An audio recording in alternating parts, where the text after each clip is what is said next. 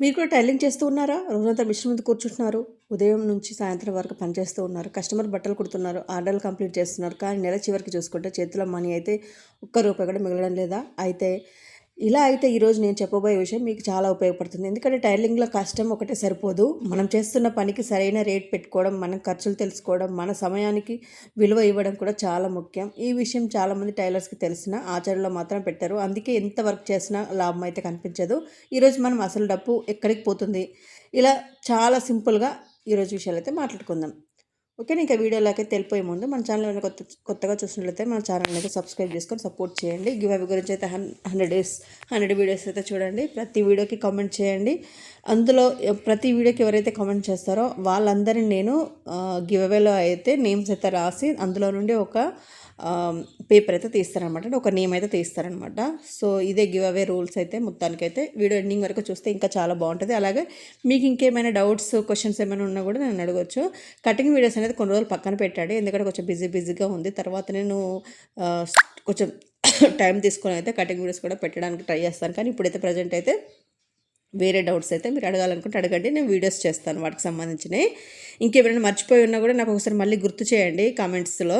అంటే కొన్ని టాపిక్స్ కొంతమంది అడిగారు కానీ నేను అవి మర్చిపోయాను. మళ్ళీ ఒకసారి కామెంట్ చేయండి, నేను రిపీట్గా మళ్ళీ నేను వీడియోస్ చేస్తూ ఉంటాను. ఓకేనా ఫ్రెండ్స్? అండ్ కొత్తగా హైప్ అనే ఆప్షన్ వచ్చింది ఫ్రెండ్స్. మీరు హైప్ చేయడం వల్ల కొన్ని పాయింట్స్ వస్తాయి, దానివల్ల మన వీడియోస్ అనేది ఇంకొంతమందికి రీచ్ అవుతాయి. అండ్ ఇంకా మీకు యూట్యూబ్ గురించి కూడా ఏమైనా డౌట్స్ ఉన్నా కూడా కమెంట్ చేయండి. యూట్యూబ్లో అంటే యూట్యూబ్ ఎవరైనా కొత్తగా స్టార్ట్ చేద్దాం అనుకున్నా, ఇక దాని గురించి ఏమైనా తెలుసుకోవాలి అనుకున్నా, కొత్తగా ఛానల్ స్టార్ట్ చేద్దాం అనుకున్నా కూడా నాకు కమెంట్స్ చేయండి. అలాంటి వీడియోస్ కూడా నేను చెప్పడానికి ట్రై చేస్తాను, మీ అందరికీ యూస్ఫుల్గా ఉండేటట్టు.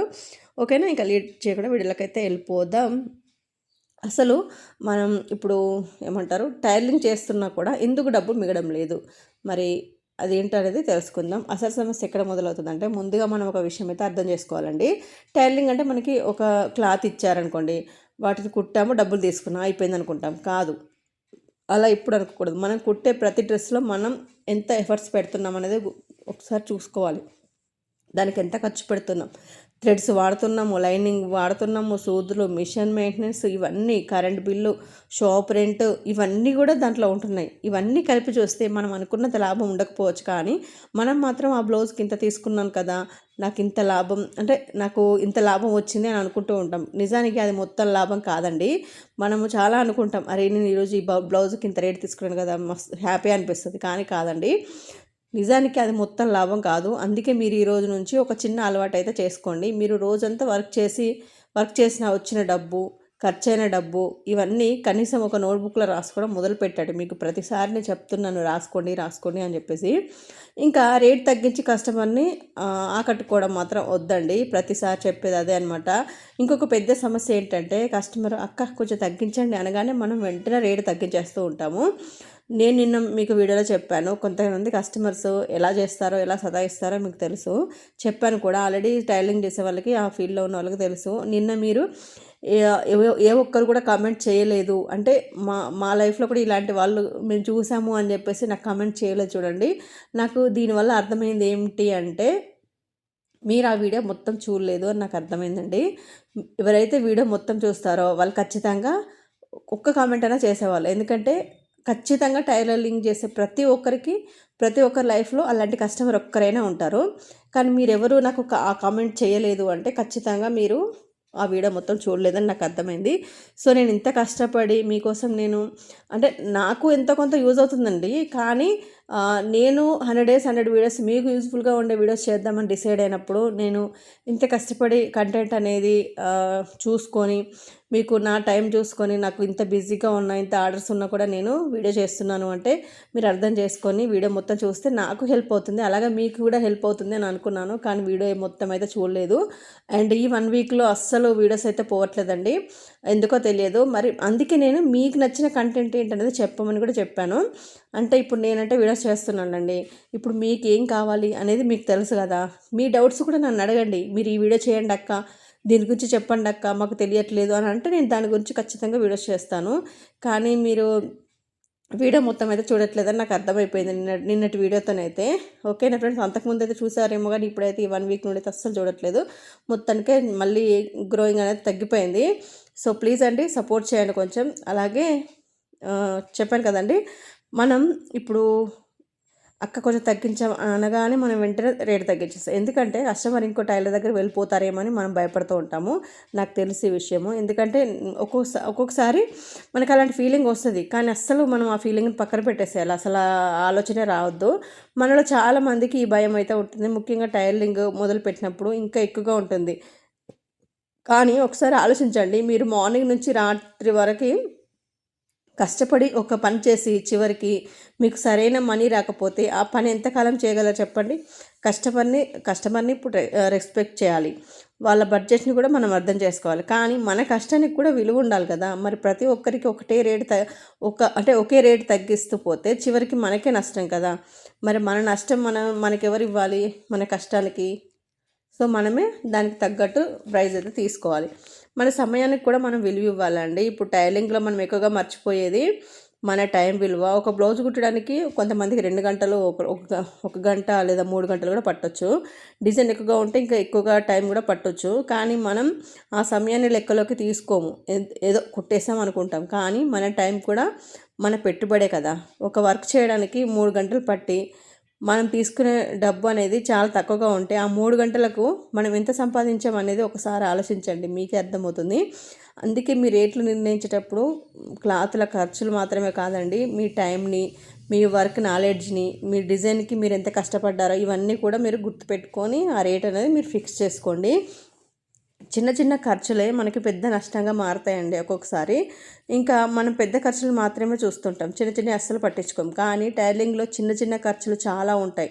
ఒకరోజు ఏదైనా థ్రెడ్స్ కొనడం, ఇంకో రోజు సూదులు కొనడం, ఏదైనా జిప్స్ కొనడం, బటన్స్, లైనింగ్స్, ఇంకేదైనా ప్యాకింగ్ చేసి ఇవ్వడానికి కస్టమర్స్కి కవర్స్, ఇలా చిన్న చిన్న ఖర్చులు జరుగుతూనే ఉంటాయి. ఒక్కొక్కటి చూసినప్పుడు ఇదంతా పెద్ద ఖర్చు కాదులే, చిన్న ఖర్చు అనిపిస్తుంది. కానీ నెల చివరికి అన్నీ కలిపి మనం ఒక లెక్క అనేది వేసుకుంటే అది పెద్ద మొత్తమే అవుతుంది. అందుకే మీరు ఒక చిన్న బుక్ పెట్టుకొని ఎంత చిన్న ఖర్చు అయినా అందులో రాసుకోండి. నెల చివరికి ఆ బుక్ చూసినప్పుడు మీరు సంపాదించిన మనీ అనేది ఎంత ఖర్చు అవుతుంది, ఎక్కడెక్కడ ఖర్చు పెడుతున్నామో మీకే అర్థమవుతుంది. మనం బిజినెస్లో లాభం పెరగాలంటే ముందుగా మనీ ఎక్కడ ఖర్చు అవుతుందో తెలుసుకోవడం అనేది చాలా ముఖ్యమండి. ప్రతి ఒక్క సక్సెస్ పీపుల్స్ అలానే క్యాలిక్యులేట్ చేస్తూ ఉంటారు. కొంతమంది అనుకుంటారు వాళ్ళు పిసినారోళ్ళు, వాళ్ళు అలా ఇలా అనుకుంటారు. కానీ అలా చేస్తేనే ఒక సక్సెస్ఫుల్ ఉమెన్ కానీ మ్యాన్గా కానీ అవుతారని నా ఉద్దేశము.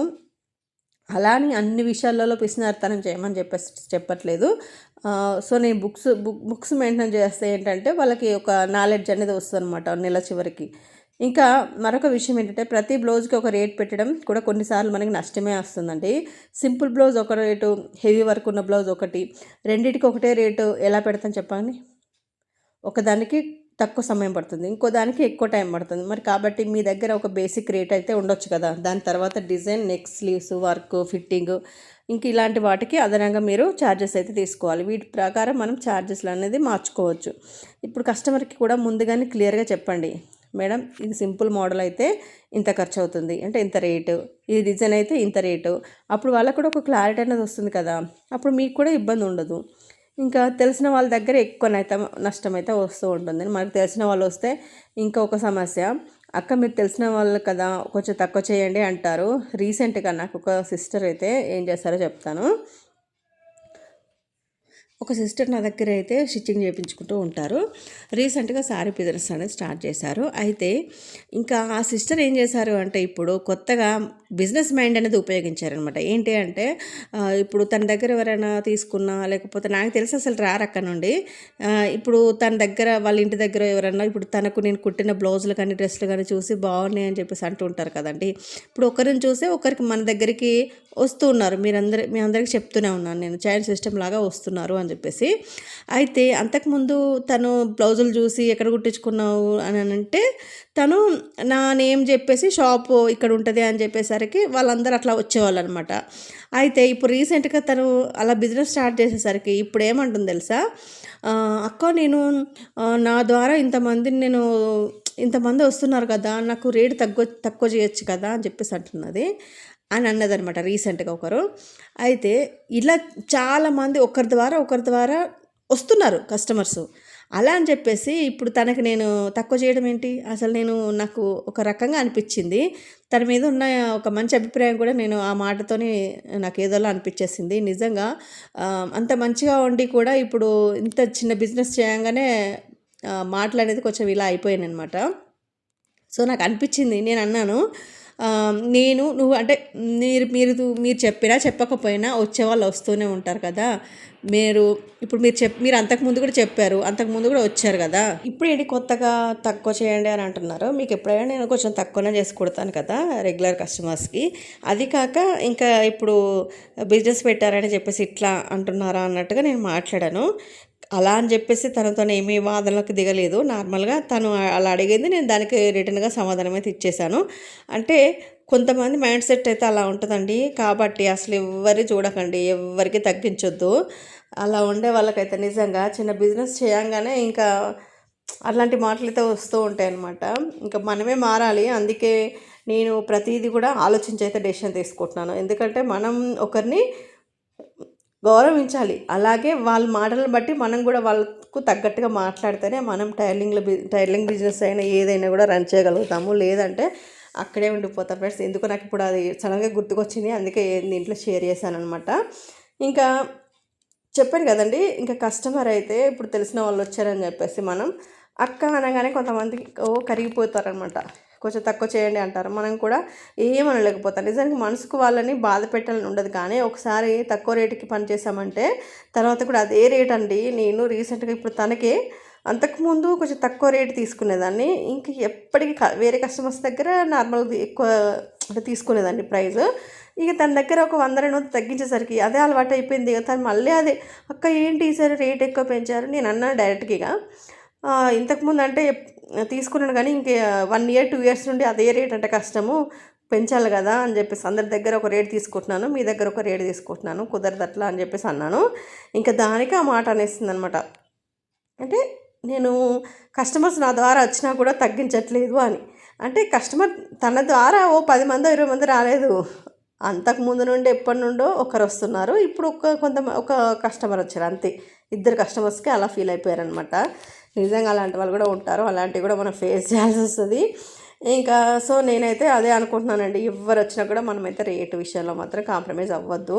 అందుకే ఎవ్వరైనా ఇప్పుడు తెలిసిన వాళ్ళైనా, తెలియని వాళ్ళైనా ఒకటే బేసిక్ రూల్ అనేది పెట్టుకోండి. రేట్ అనేది వర్క్‌ని బట్టి ఉండాలి. మనిషిని బట్టి కాదని నాకు అర్థమైంది. మీరు కూడా అలానే చేయండి. అవసరమైతే చిన్న డిస్కౌంట్ ఇవ్వండి. కానీ మీ అసలు రేటు మొత్తం తగ్గించకండి. ఎందుకంటే మీ టైలరింగ్ అనేది మీ వర్క్ మాత్రమే కాదండి. మీ ఆదాయ మార్గం కూడా అది. మీరు ఇంత కష్టపడుతున్నారంటే దానికి ఖచ్చితంగా తీసుకోవాలి. ఇంకొక విషయం, మనం షాప్‌కి రోజు కొత్త కస్టమర్లు రావడమే మాత్రమే మన బిజినెస్ పెరిగిందని చెప్పేసి కాదండి. ఒకసారి వచ్చిన కస్టమర్ మళ్ళీ రావాలి. దానికి మన పని నీట్‌గా ఉండాలి. టైంకి ఇవ్వాలి, ఫిట్టింగ్ బాగుండాలి, మనం మాట్లాడే విధానం బాగుండాలి. ఒక కస్టమర్ హ్యాపీగా వెళ్తే మళ్ళీ ఇంకో ఇద్దరిని తీసుకొచ్చే అవకాశం అయితే ఉంటుంది. అందుకే మనం ప్రతి ఆర్డర్‌ని కేవలం ఒక వర్క్‌గా చూడకుండా ఈ కస్టమర్ మళ్ళీ నా దగ్గరికి రావాలి అనే ఆలోచనతోని మనం ప్రతిదీ వర్క్ చేయాలి. అదే చిన్న టైలరింగ్ కానీ పని అనేది నెమ్మదిగా మంచి బిజినెస్గా మారుతుందండి. మనలో చాలామంది ఒక మాట అంటుంటారు, ఏంటి నేను చాలా కష్టపడుతున్నాను కానీ డబ్బులు రావడం లేదు అని. అది నిజమే, కష్టం చేస్తున్నారు కానీ కష్టంతో పాటు లెక్క కూడా ఉండాలి. ఉదయం నుంచి రాత్రి వరకు మిషన్ ముందు కూర్చోవడం బిజినెస్ కాదండి. ఏ పని ఎక్కువ లాభం వస్తుంది, ఏ వర్క్ చేయడానికి ఎక్కువ టైం పడుతుంది, ఏ కస్టమర్ ఆర్డర్లో మనకు నష్టపోతున్నాము, ఏ డిజైన్ అనేది సరైన రేటు పెట్టాలి. ఇలా మన వర్క్ గురించి ఆలోచించాలి. మన టైలర్స్ మాత్రమే కాదు, మనమే మన బిజినెస్ని నడిపించే వాళ్ళం కాబట్టి కుట్టడం ఎంత నేర్చుకున్నామో బిజినెస్ని ఆలోచించడం కూడా అంతే నేర్చుకోవాలండి. చివరిగా నేను ఒకటే చెప్పాలనుకుంటున్నానండి. మీరు టైలరింగ్ చేస్తుంటే మీ పనిని చిన్నగా చూడకండి. మీరు చేతులతో ఒక కుటుంబాన్ని ఆదాయం ఇచ్చే పని చేస్తున్నారు కాబట్టి, కుటుంబానికి మీరు ఎంతో అండగా ఉంటున్నారు కాబట్టి మీ కష్టం విలువైనది. మీ టైం కూడా చాలా విలువైనదండి. మీరు చేసే ప్రతి స్టిచ్ వెనుక మీ కష్టం ఉంటుంది. కాబట్టి ఈరోజు నుంచి ఒకసారి మీ రేట్లను కూర్చొని చూసుకోండి. మీ ఖర్చులు రాసుకోండి. మీ టైంకి విలువ ఇవ్వండి. కస్టమర్ కోసం రేట్ తగ్గించే ముందు ఒకసారి మీ గురించి కూడా, మీ ఫ్యామిలీ గురించి కూడా ఆలోచించండి. ఎందుకంటే కస్టమర్ సంతోషంగా ఉండాలి. అదే సమయంలో టైలర్ అయినా మీరు కూడా, మీ ఫ్యామిలీ కూడా హ్యాపీగా ఉండాలి కదా. మరి టైలరింగ్లో పని ఎక్కువగా ఉండటం మాత్రమే కాదు, ఆ పని ద్వారా మన చేతిలో మనీ మిగలడం కూడా చాలా ముఖ్యము. ఈ వీడియో మీకు ఉపయోగపడితే మీలాంటి టైలరింగ్ చేస్తున్న ఏ అక్కకో చెల్లెకో తప్పకుండా షేర్ చేయండి. ఇంకా చెప్పాను కదండి, ప్రతి వీడియోలో చెప్తున్నాను, మీకు టైలరింగ్లో ఎదురవుతున్న సమస్య ఏదైనా ఉంటే కామెంట్లో చెప్పండి, మీ సమస్య ఆధారంగా మరో వీడియోలో మాట్లాడతాను అని. అలాగే మనం అందరం కలిసి మన టైలరింగ్ వర్క్ని చిన్న పనిగా కాకుండా ఒక మంచి ఆదాయం ఇచ్చే బిజినెస్గా మార్చుకుందాము. రోజొక విషయం అయితే తెలుసుకుందాము. నేను తెలుసుకుంటూ మీకు చెప్తూ ఉన్నాను. అలాగే నా బిజినెస్తో పాటు మీ బిజినెస్ని కూడా పెంచుకోండి అని చెప్తూ ఉన్నాను. ఇది మీలో ఎంతమంది ఈ ఈ టిప్స్ అన్నీ మీరు ఫాలో అవుతున్నారో ఖచ్చితంగా షేర్ చేయండి. అండ్ ఈ మధ్య అయితే వీడ్స్ అయితే చాలా తగ్గిపోయాయి ఫ్రెండ్స్, కొంచెం సపోర్ట్ చేయండి. ఈరోజు అయితే వర్క్ అయితే హెవీగానే ఉందండి నాకు తెలిసి. ఇంకా ఇప్పుడు ఒకదాని తర్వాత ఒకటి ఫెస్టివల్స్ వస్తూనే ఉన్నాయి కాబట్టి టైలర్స్ అందరికీ బిజీ వర్క్ అనమాట. వర్క్ అనేది చాలా ఉంటుంది కానీ హెల్త్ కూడా చూసుకొని వర్క్ చేయాలి కదా మనం. ఇంకా ఈ మధ్య అయితే మీరైతే కొంచెం, ఈ మధ్య కాదు ఇప్పుడు మీరు కొంచెం మంచి ఏమంటారు, మీ డౌట్స్ని ఒక కటింగ్ మాత్రం పక్కన పెట్టండి. మిగిలిన ఏమైనా ఉంటే అడగండి, నేను ఖచ్చితంగా వీడియోలో షేర్ చేద్దాము. అలాగే మీరు తెలుసుకోండి, మీ ద్వారా నేను తెలుసుకుంటాను. ఓకేనా ఫ్రెండ్స్, ఇంకా వీడియో అయితే ఇంతే. ఈరోజు నేనైతే చాలా అలసిపోయానండి, అయినా కూడా నేను వీడియోస్ చేస్తున్నాను. మీరు కొంచెం సపోర్ట్ చేయండి. ఎందుకు ఇంతలా అంటున్నాను అంటే, అండ్ యూట్యూబ్ గురించి కూడా మీకు ఏమైనా డౌట్స్ ఉన్నా కూడా కమెంట్ చేయండి. కొత్తగా ఛానల్ స్టార్ట్ చేద్దాం అనుకున్నా, ఆల్రెడీ ఛానల్ స్టార్ట్ చేసిన తర్వాత కూడా ఇలా ఉంది అని అనుకుంటే ఒకవేళ చూద్దాం, కానీ అది మన కంటెంట్ కాదు, కానీ మీకు యూస్ఫుల్గా ఉన్నాయి అంటే ట్రై చేద్దాం. ఓకేనా ఫ్రెండ్స్, బాయ్, మరి అందరికీ ఉంటా.